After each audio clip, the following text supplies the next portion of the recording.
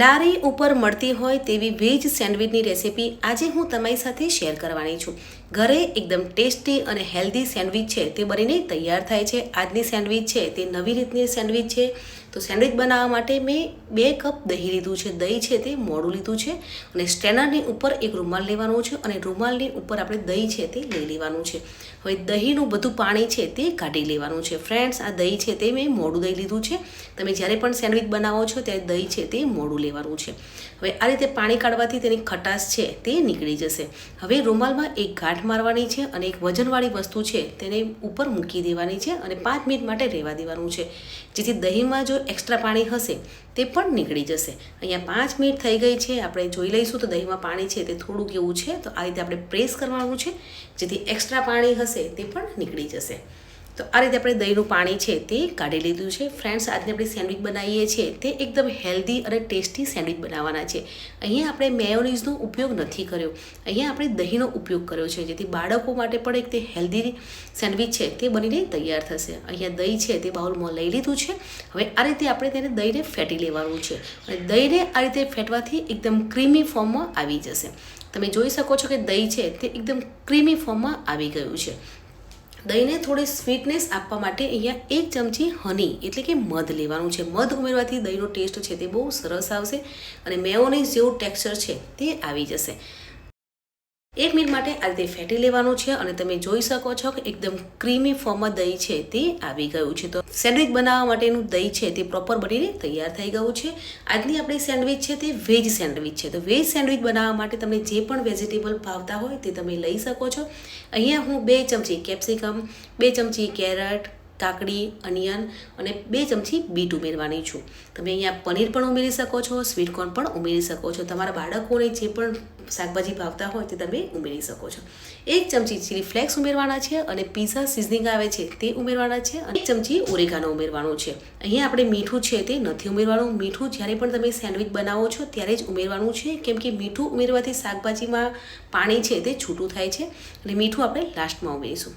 અહીંયા મેં સેન્ડવિચ બનાવવા માટે 2 ચીઝ ક્યુબ લીધા છે. તો આ રીતે ચીઝને પણ ગ્રેટ કરી અને ઉમેરી દેવાનું છે અને સારી રીતે મિક્સ કરી લઈશું.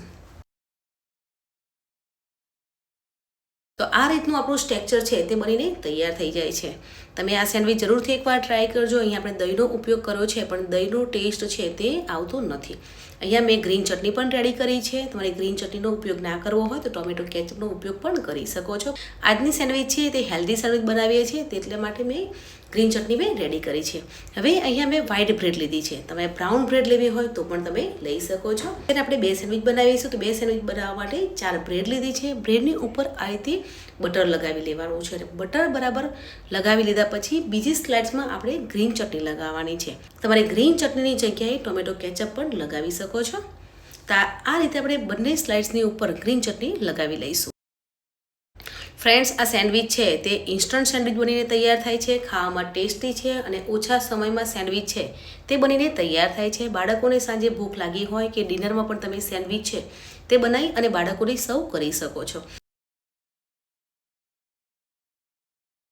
સેન્ડવિચ બનાવવા માટેનું સ્ટફિંગ રેડી કર્યું હતું તેમાં મીઠું આપણે નથી ઉમેર્યું. મીઠું છે તે લાસ્ટમાં ઉમેરવાનું હતું, એટલે અડધી ચમચી મીઠું ઉમેરી અને સારી રીતે મિક્સ કરી લેવાનું છે. હવે સેન્ડવિચની ઉપર આ રીતે બેટરને સારી રીતે પાથરી લેવાનું છે. એક થીક લેયર રેડી કરવાનું છે.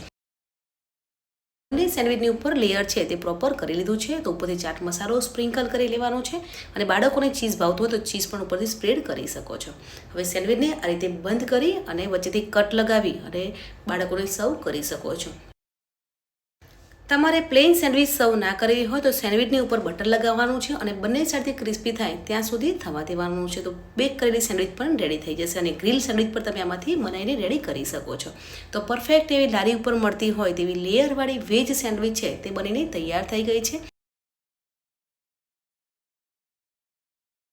આજની રેસિપી એટલે બાળકોની ફેવરેટ, જે ઓછા સમયમાં અને ઇન્સ્ટન્ટ એવી વેજ સેન્ડવિચ છે તે બનીને તૈયાર થાય છે. ફ્રેન્ડ્સ, આજે આપણે લારી ઉપર જે સેન્ડવિચ મળતી હોય છે તે સેન્ડવિચ બનાવીને રેડી કરી છે. આજની વેજીટેબલ સેન્ડવિચને સર્વિંગ પ્લેટમાં સર્વ કરીશું. સેન્ડવિચ સાથે મેં ગ્રીન ચટણી સર્વ કરી છે. તમે ટોમેટો કેચઅપ સાથે પણ સેન્ડવિચને સર્વ કરી શકો છો. તો પરફેક્ટ એવી લારી ઉપર મળતી હોય તેવી હેલ્ધી અને ટેસ્ટી એવી વેજીટેબલ સેન્ડવિચ છે તે બનીને તૈયાર થઈ ગઈ છે. તો ઉપરથી ચાટ મસાલો સ્પ્રિંકલ કરવાનો છે.